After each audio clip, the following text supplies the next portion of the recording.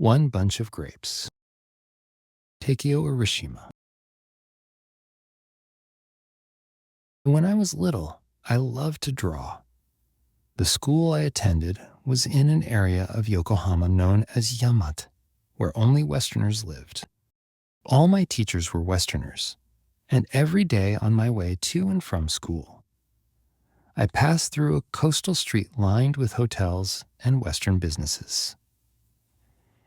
If I stood by the seaside road and looked out, I could see the deep blue ocean filled with warships and merchant vessels. Some had smoke rising from their chimneys, while others had strings of international flags draped between their masts. The sight was dazzlingly beautiful, almost painful to the eyes. I often stood by the shore, taking in the scene, and when I returned home, I would try to paint it as beautifully as I could from memory. But no matter how hard I tried, I could never capture the translucent blue of the sea or the bright crimson painted along the waterline of the white sailing ships with the paints I had. No matter how many times I painted, the colors never matched the real scene. Then, suddenly, I remembered the Western paint set that one of my classmates owned. That friend was also a Westerner, 2 years older than me, and so tall that I had to look up at him.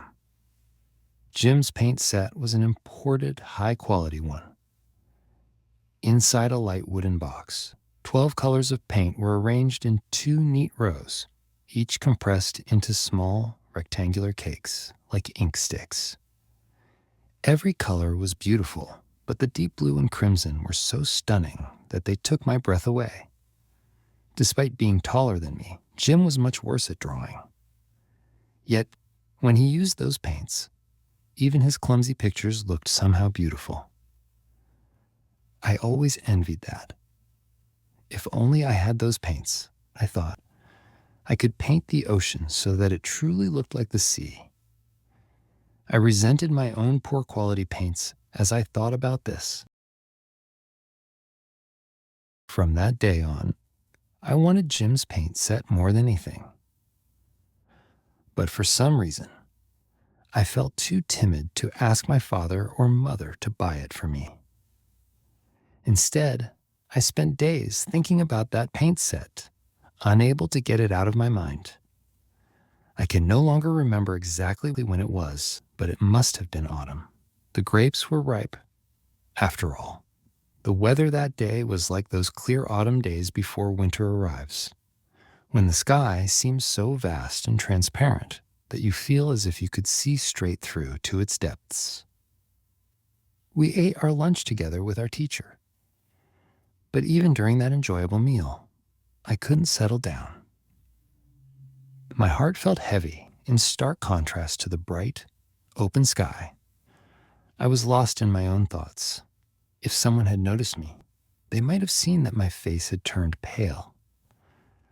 I wanted Jim's paint set so badly that it hurt. The desire consumed me, making my chest ache. I began to feel as if Jim knew exactly what I was thinking. When I glanced at his face, he was laughing cheerfully, chatting with the students sitting next to him, seemingly unaware of my thoughts. But to me, that laughter felt as if he knew everything. I imagined that his words were, "Just wait and see. This Japanese boy is sure to steal my paints." I felt uneasy. And yet, the more it seemed that Jim suspected me, the stronger my desire for those paints grew. I might have had a cute face, but I was a weak child, both in body and in spirit. On top of that, I was timid and often kept my thoughts to myself instead of voicing them. Because of this, I wasn't particularly well liked, nor did I have many friends. After lunch, the other children ran out to the playground, bursting with energy as they played. But I, feeling even more dejected than usual that day, remained alone in the classroom. The brighter it was outside, the darker the classroom seemed, as dark as my own heart. Sitting at my desk, my eyes kept drifting toward Jim's table. The lid, covered in scratches from his pocket knife and darkened with stains from his hands, hid what lay inside. If I lifted it, I would find books, notebooks, and a slate, all tucked together with that paint box, the one made of wood, smooth and golden like a piece of candy. And inside that box were those small, inkstick like cakes of blue and crimson paint. A flush of heat rose to my face, and I quickly looked away. But almost immediately, my gaze darted back to Jim's table. My heart pounded so hard it felt painful. Sitting still at my desk, I felt as if I were in a nightmare, being chased by a demon. My mind raced. My nerves wound tighter and tighter, unable to find peace. The bell for the next lesson rang out sharply. I started upright in shock. Through the window, I could see my classmates laughing loudly and shouting as they made their way to the washroom to clean their hands. Suddenly, my mind went ice cold. A strange sense of dread crept over me as I staggered toward Jim's desk, half in a dream. I lifted the lid. Inside, just as I had imagined, his notebooks, pencil case, and most importantly, that familiar paint box lay neatly tucked away. I didn't know why, but I glanced around the room. No one was watching. Before I could hesitate, I swiftly opened the paint box, plucked out the two colors blue and crimson, and stuffed them into my pocket. Then, without looking back, I hurried to the usual spot where we lined up to wait for the teacher. We followed our young female teacher into the classroom and took our seats. I was desperate to see Jim's face, to gauge his reaction, but I couldn't bring myself to turn in his direction. No one seemed to have noticed what I had done. That realization filled me with an unsettling mixture of relief and unease. I loved our young teacher, but that day, her words passed through my ears without meaning. I heard them, but I couldn't grasp a single thing she was saying. Now and then, she seemed to glance at me with a puzzled expression. For some reason, I couldn't bear to meet her eyes. And so, an hour passed. It felt as if the whole class had stuffed cotton in their ears. The passage of time dragged heavily, and yet, somehow, the hour slipped away. The bell rang, signaling the end of class, and I let out a sigh of relief. But just as our teacher left, one of the biggest and brightest students in our grade grabbed me firmly by the elbow and said, "Come with me for a moment." My heart pounded, the way it did whenever I was called on by the teacher after neglecting my homework. Still, I told myself I had to act as though I knew nothing. I forced a calm expression and, having no other choice, allowed myself to be led toward the corner of the playground. "You have Jim's paints, don't you? Hand them over." He extended his large hand in front of me, palm open. Hearing those words, a strange calm settled over me. "I don't have anything like that," I said, lying without hesitation. At that, Jim, who had come over with 3 or 4 other students, spoke up, his voice trembling slightly. "I checked my paint box right before lunch break. Everything was there. But after the break, 2 were missing.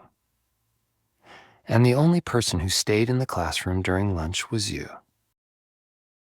I knew I was done for. The realization sent a rush of heat to my head, and I felt my face flush bright red. Then, one of the boys standing nearby suddenly reached for my pocket. I struggled with all my might to stop him, but I was outnumbered. There was no way I could resist them all. In an instant, my pocket was turned inside out, spilling its contents onto the ground.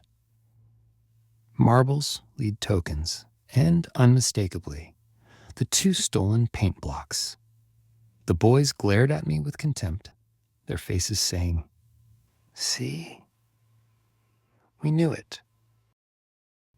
My body began to tremble uncontrollably.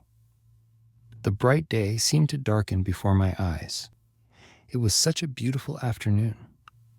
Everyone else was playing and laughing, enjoying their break. And yet, I was completely crushed. Why had I done such a thing? There was no way to undo it. I was finished. That thought overwhelmed me. I was weak, and loneliness and sorrow welled up inside me. Before I knew it, I was sobbing. "Crying won't get you out of this," sneered the biggest and brightest boy in our class, his voice full of scorn and contempt. The others joined in, forcing me to move as I resisted with all my might. But there was no escape. Overwhelmed by their sheer strength, I was dragged up the staircase against my will. At the top of the stairs was the room of my homeroom teacher, the teacher I liked the most. Soon, Jim stepped forward and knocked on the door. A knock meant asking permission to enter. From inside, I heard the gentle voice of my teacher. "Come in." I had never felt such dread as I did in that moment. Stepping through that door, the teacher had been writing something when we burst into the room. She looked slightly surprised at first, but quickly regained her usual gentle demeanor, brushing back her short-cropped hair, cut bluntly at the nape, like a boy. She tilted her head slightly, gazing at us with a calm, questioning expression, as if asking, "What is this about?" The biggest, smartest boy stepped forward and reported everything in detail. How I had stolen Jim's paints. The teacher's face clouded slightly. She looked at everyone, then at me, half on the verge of tears, her expression serious. Then she spoke to me. "Is that true?" It was true, but the thought of my favorite teacher knowing that I was such a terrible person was unbearable. Instead of answering, I burst into tears. The teacher gazed at me for a long moment. Then, in a quiet voice, she turned to the other students. "You may all go now."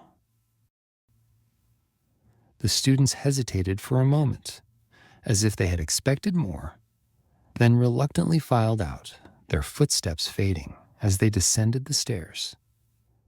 The teacher remained silent for a while, not looking at me, her gaze fixed on her fingernails.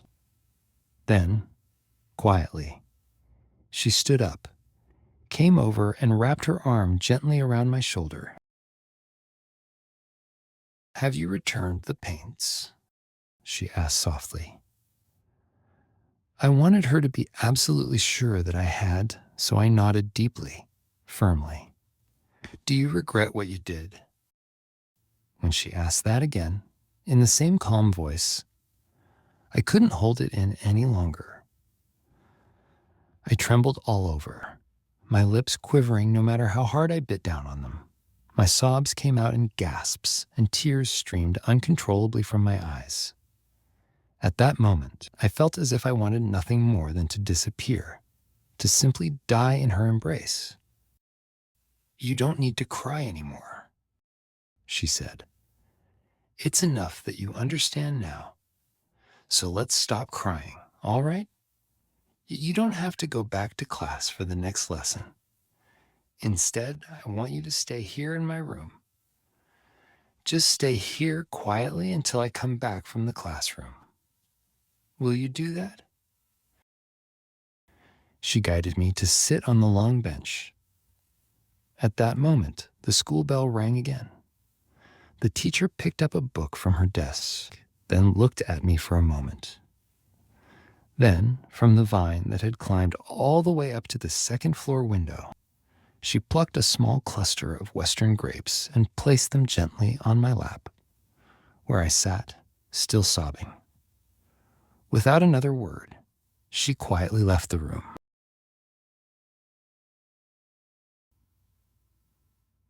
The once noisy chatter of the students faded as they all returned to the classroom, leaving the surroundings so quiet it felt almost eerie.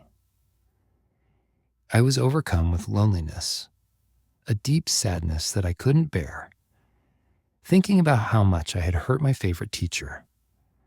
I truly realized the terrible thing I had done. There was no way I could even think about eating the grapes. I just kept crying. At some point, I felt a gentle shake on my shoulder, and my eyes fluttered open. I must have cried myself to sleep in the teacher's room. Standing over me, smiling, was my teacher, slightly slender, tall, and warm. Having just woken up, I felt refreshed for a brief moment, as if I had forgotten everything that had happened. I hesitated, then returned a small, embarrassed smile. Hurriedly, I picked up the cluster of grapes that had nearly slipped from my lap. But the moment I did, all the sadness came rushing back. My smile vanished, and so did everything else. You don't have to look so sad. Everyone has already gone home, so you should go as well. And no matter what happens, you must come to school tomorrow. If I don't see your face, I will feel very sad. Promise me, all right?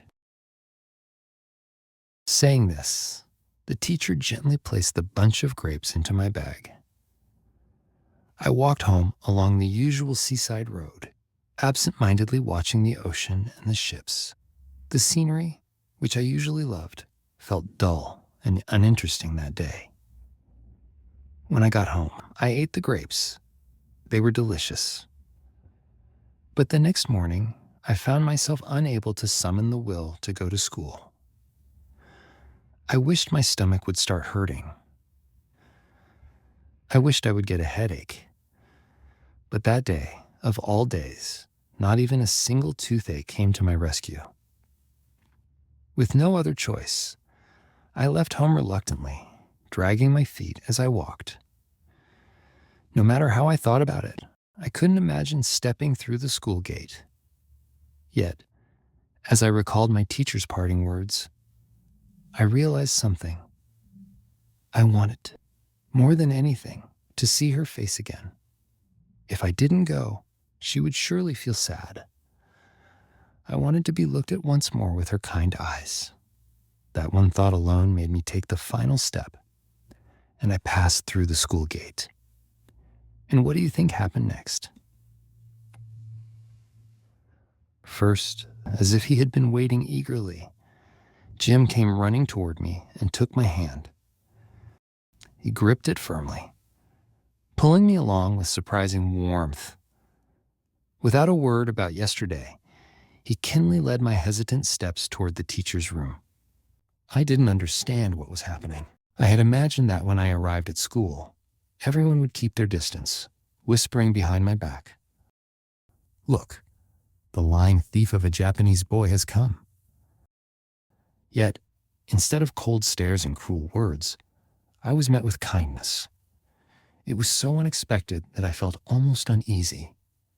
Perhaps hearing our footsteps, the teacher opened the door even before Jim could knock. The two of us stepped inside. "Jim, you are a good boy. I'm glad you understood what I told you." The teacher smiled warmly. "Jim says he doesn't need you to apologize anymore. What matters is that from now on, you two become good friends. That's enough. Now, both of you shake hands properly." She gently positioned us to face each other. Still feeling awkward, I hesitated. But Jim, without waiting for me, eagerly reached out and took my hand, shaking it firmly.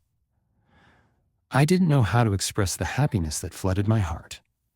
All I could do was smile, embarrassed but relieved. Jim smiled too, looking just as content. The teacher, still beaming, turned to me. "Aunt, how were the grapes yesterday? Were they delicious?" My face burned red. There was no way to hide it. "Yes," I admitted, my voice small. "Then I'll give you some more," the teacher said. Leaning her body, wrapped in pure white linen, out of the window, she reached up and plucked a bunch of grapes. She placed the deep purple cluster, dusted with a fine powdery bloom, onto her pristine left hand. With a slender silver pair of scissors, she snipped the bunch in half and handed a portion to Jim and me. Even now, I can clearly remember the beauty of that moment, the contrast of the deep purple grapes resting on her pale, delicate palm. From that day on, I think I became a slightly better child, and perhaps a little less shy. But where did my beloved teacher go? I know I will never see her again, yet even now, I find myself wishing she were still here. Every autumn, the grape clusters ripen into their rich purple hue, their skins dusted with a soft bloom. But the hands that once held them, white and beautiful like marble, are nowhere to be found.